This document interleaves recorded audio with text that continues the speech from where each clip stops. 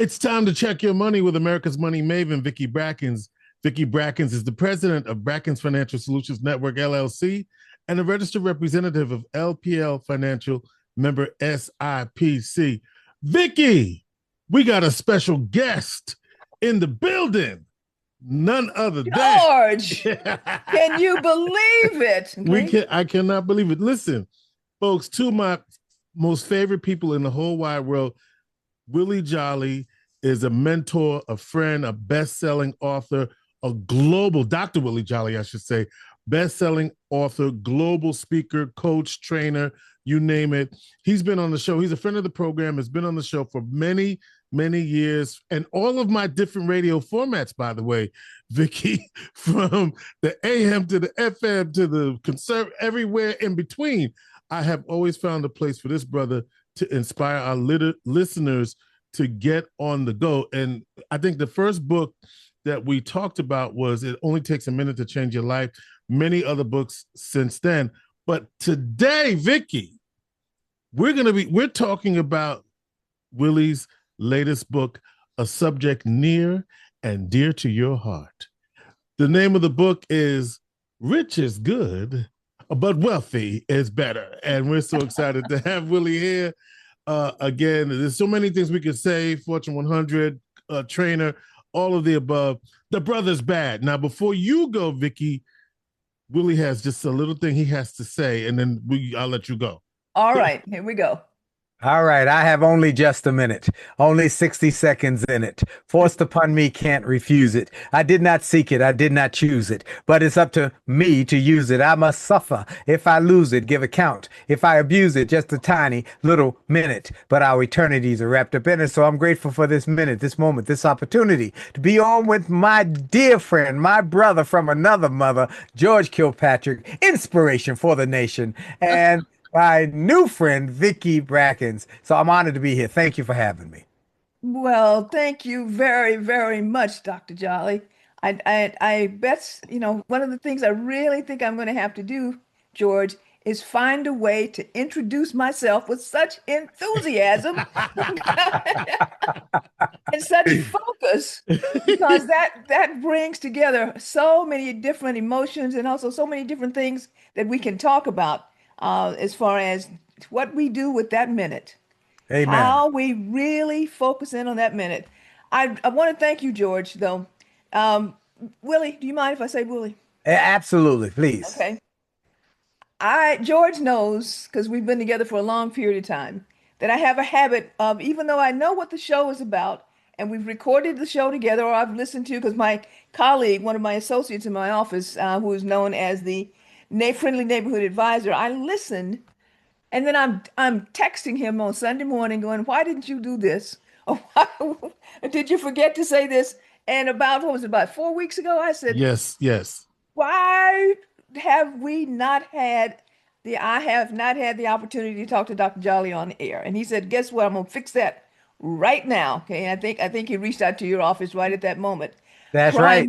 I did. and it was my honor when I heard from George. I said, any friend of George, friend of mine, and anything George asks, the answer is yes. Now, what's the question? Well, so that's here's the it. question. Okay. Yes. Your emphasis on Yes. the motivation around money Yes. overlaps very much with my emphasis over time, which is on the execution of that motivation and how Yes. to move those two individual pieces in concert. So I've said, let's sit down and have a conversation about how these types of things overlap so that possibly our listeners will have additional resources to move forward. That Amen. is that is the bottom line of where we are here, because I've looked at, listened to, and looked at summaries of everything that you've done, which is amazing. But it's the motivational mindset with the execution mindset that I think we should really dig into today to see if we can find 3 or 4 gems, some pearls to drop onto our audience during this segment today. So, Well, I think you're right on. It's the attitude plus the aptitude creates achievement. And so we want people to be wealthy. I think we all have made a commitment by the fact that we're taking time and energy today to talk to audiences about wealth and creating wealth, and particularly in our community, to close this wealth gap. And why is this so? There was a recent study, you're probably aware of it, Vicki, because you're a financial professional, that the Bain and Company showed that 75% of luxury items are being bought by poor and middle class people who have what we call aspirational consumption. And so, what we want to do is help people understand that wealth is a decision. It's not just a chance happening. You know, you can get rich by accident. You can. You can walk into an arena, basketball game, whether it's professional or college, and they say, you're the 1 millionth person who came in, and you get to shoot the half-court shot tonight for $1 million. Okay. Right. So that person goes out at halftime and takes the ball. They throw it behind it. They take it behind their head. They close their eyes, and they just throw that thing up, and swoosh, and they become a millionaire. You can get rich on accident. But wealth is a determined decision.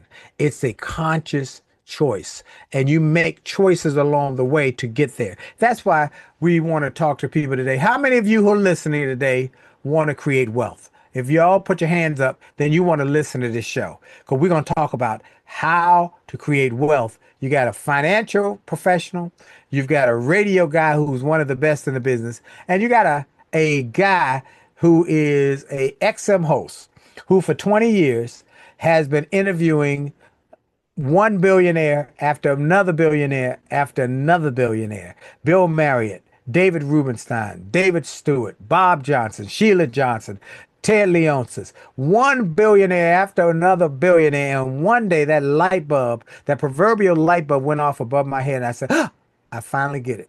The profound difference between being rich and being wealthy. And I thought it was just the size of the money. And I realized that's not even part of the definition in most people. But here's what I did, Vicki, just so you know. I went around the country after I got this illumination, this enlightenment, and went around the country and said, maybe I'm the one who didn't get the memo. I'm the outsider. I'm the outlier. I'm the only one who don't know. So I went around the country as I'm speaking to corporations and conventions and churches, and I'd ask people, what to you is rich? And the number one answer was always $1 million. You got $1 million, you're rich. I said, okay, if rich is $1 million, then what's wealthy? And they'll look up in the air, they'll ponder, they'll think for a moment. They say, I guess it's 5 million, 10 million, $1 billion. That's when I realized they didn't know either. And so I went back to those billionaires and I called them on the phone, the ones I'd interviewed on my XM, the Willie Jolley Wealthy Way show and podcast. And I say, hey, here's my theory. Am I right? You're absolutely right. And you need to write a book, because people need to know that theory. Most people don't know it. And so that's why we're here today, to give people enlightenment on one, what's the difference between being rich and wealthy? That's first. And second, is to teach people how to teach their children. And this is potential, it's so big for Vicki, because she knows that many times she'll work with a client who, to build a wealth position for them, they will die and their children will go through it. They'll go right Lord, through. please don't. Let's not go to that one. But that's what happened. So that's why this book. That's why this book is here, because this book's job is, one, to help people to grow wealth, and two, is to help their family maintain that gift and don't see it as a lottery hit, but see it as a blessing. Or as one man said to me after he'd read the book, he bought 10 copies. He said, Dr. Jolley, my biggest fear is my children would not treat my money like I treated it. And they'll go through in months what it took me decades and decades and decades to build. He said, everybody who is going to be put in my will has to read this book. Wow. Well, not only read this book, but I want to go back into, because reading that book is essential. But I want to go back to a couple of things that you said here. Yes. As far as rich versus wealthy, I'm sure you're familiar with, and I haven't had the opportunity to interview all the individuals that you have, but we have worked on probably a good 1,000 families over my career. Yes. And so I can look through the growth pattern and the actual output as far as their net worth is concerned. and I'm sure we're approaching close to $1 billion at this point in time. Yes. The thing that I really wanted to focus on though is about 15 years ago, Nick Murray. Are you familiar with Nick Murray? Nick No, I'm Murray not. is a financial guru who Okay. Hmm. basically goes around and trains individuals. And he Hmm. made this comment, maybe a little bit longer than 15 years, because time really goes by fast, George, is that wealth is the ability to live the life that you want to live with the resources that you have, so that that pyramid, I have a pyramid that I use that explains what I call financial conditioning, which starts out with poor, broke, prosperous, stable, prosperous, rich, then wealthy, and then that wealth signal slides up and down between prosperous and rich. But really, when we start to make decisions that will allow us to live the quality life that we have with the resources that we have, that's when wealth starts to appear. Why is that important? Sometimes we chase things just because we don't know what else to do. Right. We don't have plans in place to say this is where we're going. So we continue to chase and never really experience true wealth. Right. Sometimes when we talk about intergeneration, we'll talk about generational wealth. We may also want to be talking about intergenerational wealth, because I don't know, I see the shiny for both you and George. I love it. Okay, and I got the gray going on. We've lived long enough that our life expectancy has expanded so much that we have two, three, four generations that are actually on the earth at the same time. But if we continue to talk about generational wealth, it gives us this linear pattern versus this horizontal pattern where we're moving in concert to create wealth across multiple generations simultaneously. So I started to rethink some of the things that I was really emphasizing over the last few years to see how we could incorporate those two particular areas in order to accelerate, because I'm so tired of the incremental. I'm Right. tired of the incremental changes. So we can Mhm. start to accelerate wealth building, particularly in our own communities, because otherwise that prediction for what was it, 2038 of Hmm. zero net worth average within African American communities is going to come true. Right. Right. So what we want to do is help people who can be on the path but don't know what it is. Okay. Correct. Hmm. And so how do you hit what you don't know? I always like to use the analogy. If I gave everybody a baseball and asked them to hit a wall close to them, could they do it? Of course, you could do it. Now, let's give you the same baseball, but this time I put a blindfold over your eyes, turn you around and around, and you don't know which direction you're facing. Is it still as easy to hit that wall that you hit before? No, because it's hard to hit what you can't see, Right. and it's even harder to hit what you don't know. So we got people who think they're going to wealth because they make some money, but they Right. really stuck it rich. I.e., I was Mhm. in Cleveland, Ohio, speaking for an event, and my client took me to a fancy restaurant. While we were there, one of the star football players from the Cleveland Browns team walked by with his entourage, and my friend knew him. He said, "Come over. I want you to meet Dr. Willie Jolley." He brings him over and his whole entourage, and he said, "Dr. Jolley teaches people how to grow, how to create wealth." The young man says, "I'm already wealthy." He said, "But I guess I could get more wealth." He said, "Give me your card." I gave him a card. He walked out with the entourage. I said to my client, I said, "You know what? Never go. Hey," I said, "he really is not wealthy. He's rich, and that's Mhm. good. Rich is good. Rich is Right. good." So Right. he came out of college. He could play ball. He got a contract. He got multi-million-dollar contract, and he ran up and down the field. He caught the ball. He got tackled. He got up. Continued to play. And when he left the arena or the stadium, he had hopefully a net worth of at least $1 million. I said, "But let's look at the owner. The owner's wealthy. See, the owner never left the box. He never left the owner's suite. He didn't run up and down the field. He didn't sweat. He didn't get tackled by the opposing player. He sipped his favorite drink. He ate his favorite food. And when he left the arena, the stadium, he had a net worth of over $1 billion. Billions. And when that young man who's a millionaire gets hurt or his contract is not renewed and he is done, that owner is going to replace him with another one who's just like him, who can run and catch and give him millions of dollars. And they will be rich, but the owner will continue to be wealthy. Rich is good, but wealthy is so much better. And we got to teach people the difference. And so here it is. I'm to give it to you right now. Vicki was kind of giving it to you in a very strategic way. I'm going to give it to you from the street, from where I come from. Here's where you come from. Rich is a result of money you earn from what you do. If you're an athlete, a singer, a dancer, an architect, a lawyer, a doctor, you give a good service, people give you money, and you're good at it, you can get rich. Wealthy is money you generate from what you own. There you go. Period. And you usually get rich during the day. You get wealthy at night while you sleep. Come on now. Come on now. So here it is. Okay. That's it. I also want to add the fact that you cannot transfer to wealth from a paycheck. I don't care if it's 6 figures, 7 figures, 9 figures. When you're gone, you're gone. That's right. You That's cannot right. transfer that into wealth once you are off of this earth. It's what you do with it.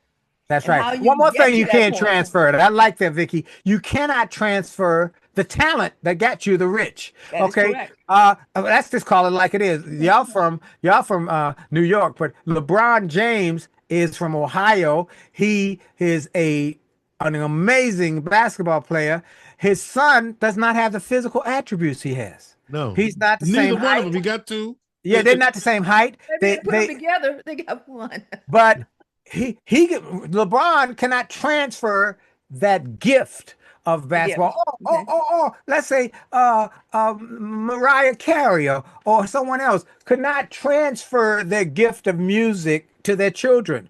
Hopefully they'll get some of those assets, those gifts, but there's no transfer. But the person who owns the record company, the person who owns the basketball team can transfer. That's why family after family after generation keep these professional sports franchises, the Ford family in Detroit and the Rudy family in Pittsburgh. The children are the Bus family in LA. LA. They just transfer. Hey, you take over and you keep the wealth. And while you're sleeping, you make money. Exactly. So we want to make sure that everybody understands that it's the asset. It's the asset that's being transferred. That's right. That asset being transferred is what's going to make you continue the wealth from generation to generation. And in between, because I really want to talk about in between, what they used to call the dash, in between, while we have generations together, train your individuals, train your family members so that when it is transferred, it continues to strive, grow, and have the ability to transfer it again from one to the next. I have this thing that I call, George goes with me, 0 no more. I do not want to see any more generations starting at zero. Starting at 0. Okay. So we work through 0 no more. I got to write that one down, Vicki. 0 no more. and look, here's the thing. I interviewed what you said. I interviewed the president of the Dale Carnegie Institute on my show. Mm-hmm.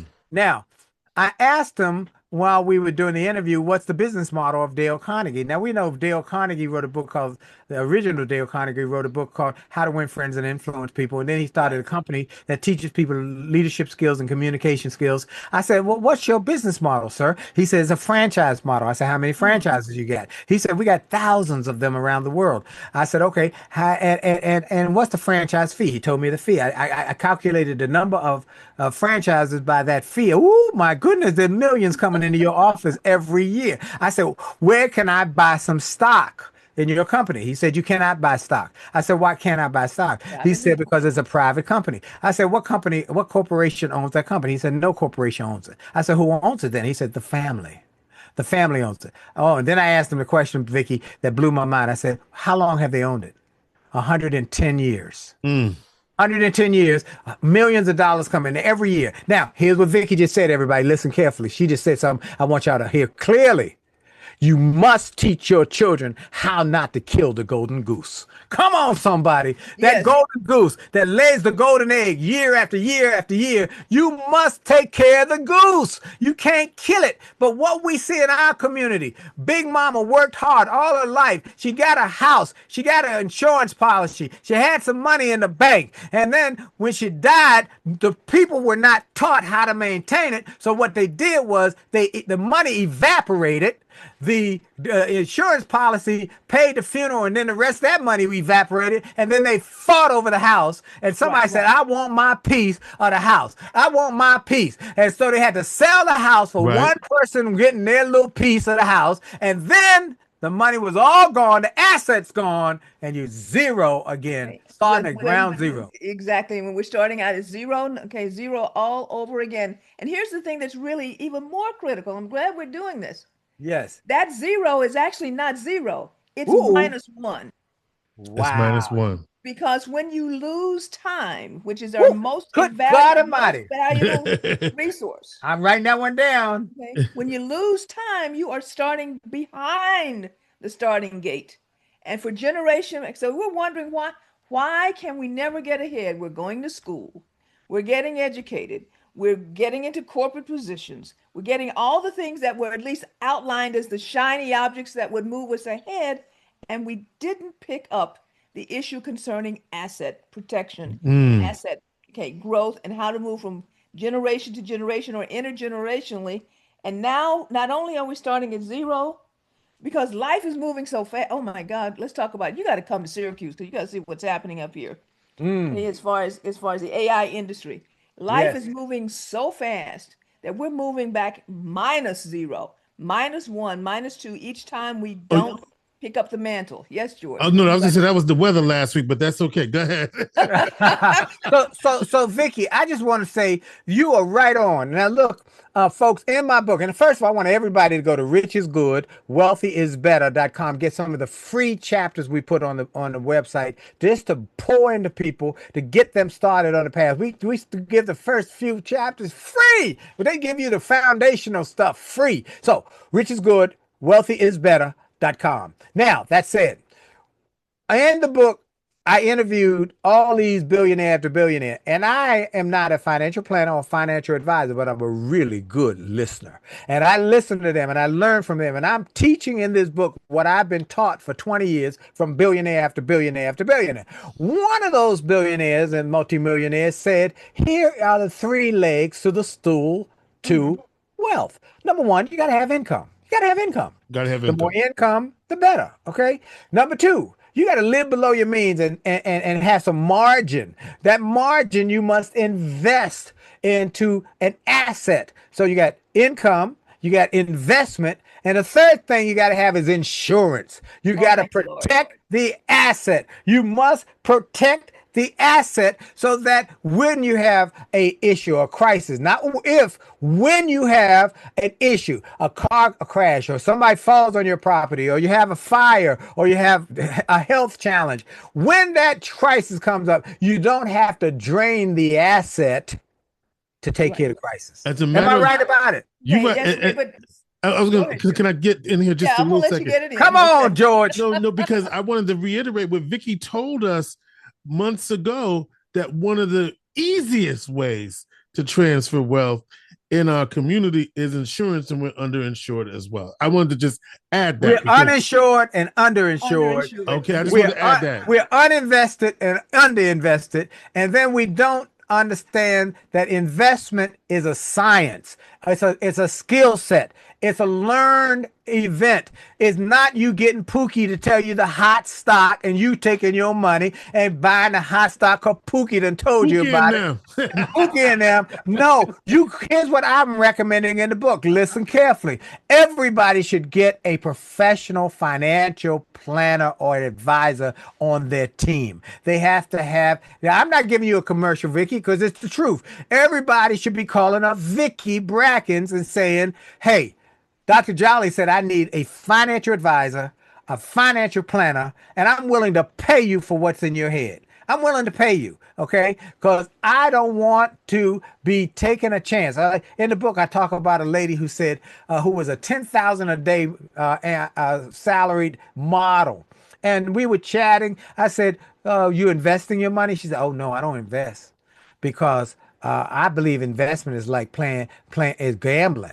It's like playing the lottery. 'Cause I said, only for those who have not educated themselves. Only for those who are uneducated. If you do your homework, you do your due diligence, you learn how stocks work. Let me tell you my story, folks, by the way.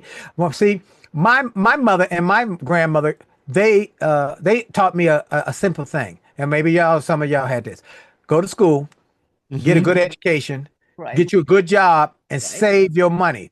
They never, ever, ever said invest because they came through the Great Depression. My grandfather had lost his savings by investing in the before in the 20s. He lost it all, and they were afraid of investing from then on out. They never touched it again. Here's the thing, folks.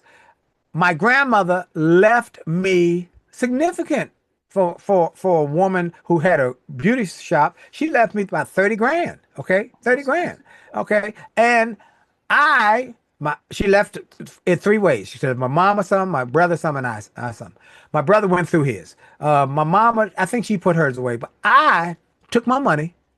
I put it in the bank in a money market fund, the best I could get interest wise. And then I went back to my alma mater, American University, and took a class in investing. I had never heard anything about investing. I'd never been taught. And I took a class about investing. And that investing was what got me a position so I could have a down payment on my home. I could buy some cars using the profits, not the principal. Well, you got so many different concepts that are running through what you're saying. I'm gonna try and parse a couple of them out because I appreciated everything that you said there. First one, we've never been taught, but most of us have gone to church. Yes. Right. And we have the parable about burying the talents. Yes. Right. Versus, actually utilizing those talents. What you're talking about is that same concept. We can bury the talents at savings versus investing, using those talents to grow more. So it's not gambling. I am so happy that you said that. It is an educated process. But what we don't have is guarantees. And we have to walk through the negative issues around how we feel about not having guarantees. I'd love doing that in some of the educational programs that we provide. The second thing, though, is here. The asset, protecting the asset. We forget in the capital stack, when you talk about how you put capital together, and we say, we don't have access to capital, you have the biggest asset, the access to capital right in your hands, which is you. We forget about the human capital issue and not protecting the benefits and the impact of the earnings curve through the human capital through your insurance is what we lack. But we think about insurance only in death. Insurance actually is a capital structure that can be accessed for all types of things throughout life if you understand how to do so. I am so pumped about actually teaching more around the insurance and capital formation and how it can be used day to day throughout life to create what I call friends and family lending for entrepreneurship. That's probably we've seen the people who have come from other countries who have done that so effectively. Yes. The Patel family is the biggest family owner of hotels in America. Hotels, exactly. Okay, they own more hotels than anybody else. They came to America, they took their money, they bought insurance for the seniors. That's right. All right, and they bought insurance for the babies. Okay, all right, and they would just buy that insurance and hold the babies, and then the seniors they bought insurance. When the people died, everybody gonna die sooner or later, and that money went back into the family. They bought a little hotel, and it might have 14 rooms. They live in 2 of those rooms. And they do the work for the hotel. They clean the rooms. They make up the beds. They do all of that. And they have very low costs. So Right. they could have a less per night cost for the hotel room, a motel room, than their competitors. Then when they started making money again, they took that money and they reinvested with another Another hotel to open hotel. down a motel, and they built motel till they could buy a hotel, and then they bought conglomerates. It's like Monopoly for real. Okay, and Okay, it playing only Monopoly took for 2 generations. two Here's generations. the thing, okay? That's right. So look, you said something else, Vicky. I want to say that we are the asset. Mm-hmm. Now, in the book, I talk about the 5 types of wealth. There are 5 types of wealth I spotlight. Number one is what we talk about is financial wealth. If you talk about wealth, everybody thinks money. But the Right. most important wealth is your health. Health Mm. wealth. What good is all the money if you're sick? It's reported that Steve Jobs said on his deathbed, I'll give all the billions away for more time. So Mm-hmm. work on your health. Third one is your relationships. Your network determines your net worth. Mm. And about the people who are going to be with you. It's not just where you're going, but who's going with you. And as my doctor says, who's going to be with you at the end. All right. Number 4 is reputational wealth. What do Yes. people say about you when you're not around that can open doors and opportunities and create revenues for you? And then 5 is your intellectual capital wealth. What do you know that people are willing to pay you for? Whether you're an organizer, whether you cook great cakes and pies, whether you can do taxes, whatever it is, what do you know? Or as I like to say, you got to use what you know to make more dough. Come on, somebody. All right. Come on, somebody. Well, That's I why. want to go to that you use what you know to make more dough, because one of the things, and I don't want to forget to do this, if you reach out to us at brackensfsn.com, we have a workbook that's really focused on making sure that you do what I call the inventory of the assets, not just the money, but what do you know, who do you know, what relationships do you have, what experiences do you have that can be translated into wealth going forward. Dr. Jolley, you and I are going to have some fun together. Oh, we're going to do it. And I want you to tell all your peers about this book, because this book is the book that will help them to keep those families from squandering the wealth that you're managing. You're managing these folks' wealth, and then these kids who don't know. And here's the problem. Here's the problem. Unfortunately, there's a psychological program or pattern called the stranger from afar phenomenon, that parents can talk to their children till they blue in the face, and Yeah. all the kids hear from the parents is wah wah wah wah wah. Charlie Brown. And yet, yeah, and then somebody come along who is not their parent, says the exact same thing, and all of a sudden they get illumination. Almost every parent I've talked to who has more than one child says, I got one of those children who's not good with money. They're just not good with money. Yeah. I've sent them to school. They got a good education. I paid for their schooling. And yet they got a job. And yet they come home every month or every 2 months saying, hey, mom, hey, dad, I'm a little short on my rent. I'm a little short on my car note. And because they haven't learned how to manage that money. And so this book is the solution. You don't have to say nothing to them. All you got to do is say, do you want to be wealthy? I heard this guy on the radio. Or I saw this guy speaking. Or I heard about this book. And I want your opinion. Just read the book and let me know what you think. Once they read the book, they'll change. Give you a quick story. My granddaughter is a tech lady in Silicon Valley. She's 30 years old, six-figure income. She came home to visit. She lives in California, so she came to DC for my birthday in September. I gave her a pre-release copy of the book. Mm-hmm. And so she called me about a month later and said, Pop, this book has changed my life. This book has changed my life, Pop.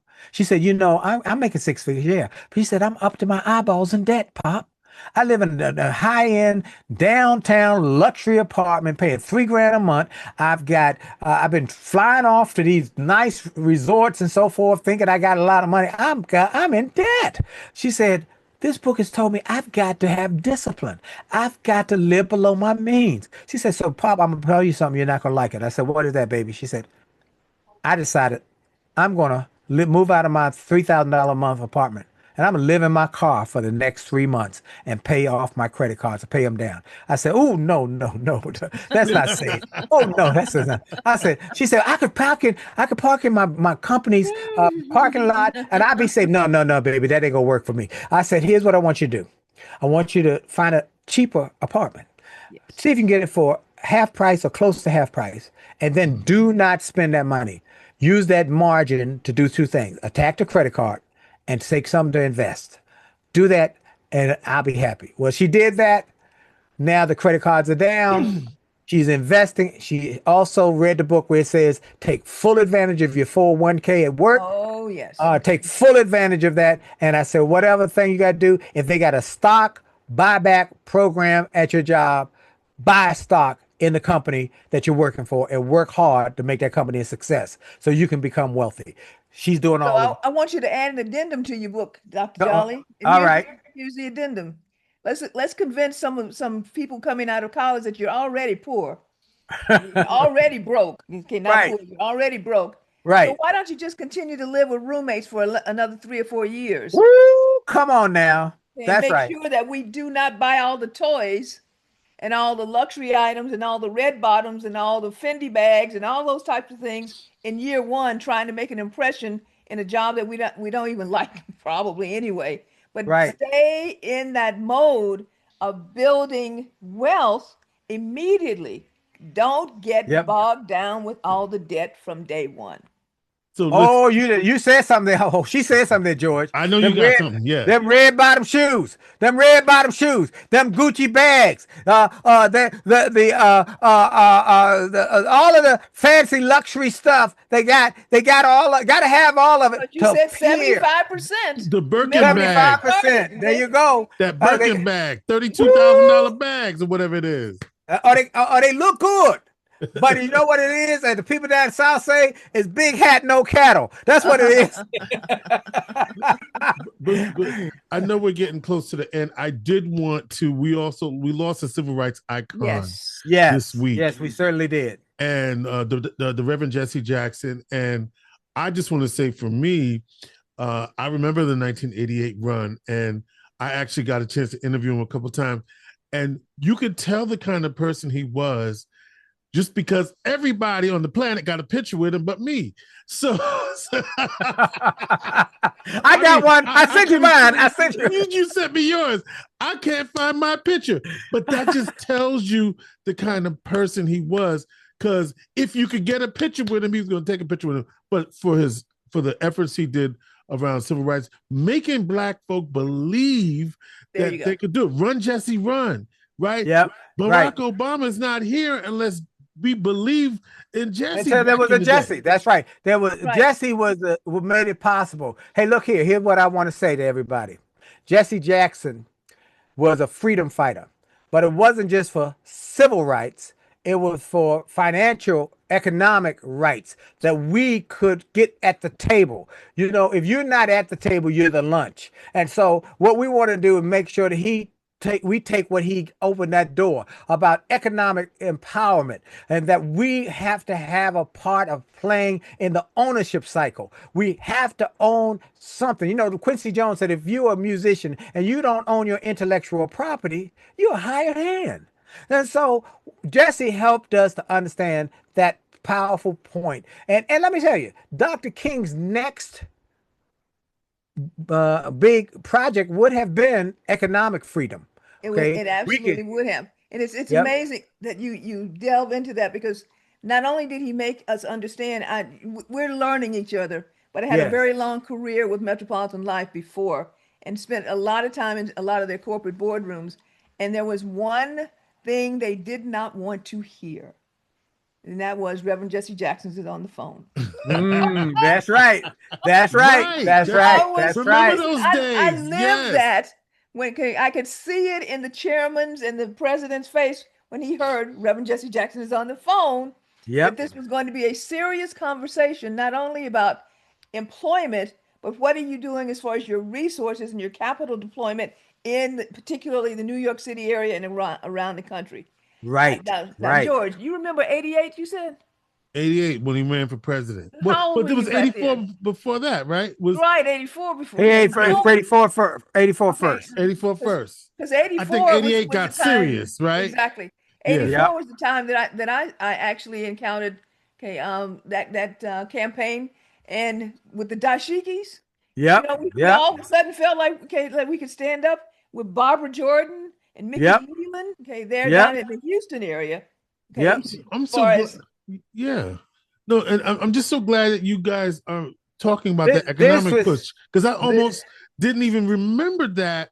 But Pepsi and Coke and this one that's right. and right. that one. Many of the board members who are now on black folks on boards are the result of Jesse Jackson pushing to get us in the boardroom. We buying the product. We are the biggest consumers, yet we weren't on the boards. We weren't having any say. We weren't in the room where it happened. And he pushed and got that done. So we owe a big debt to that brother.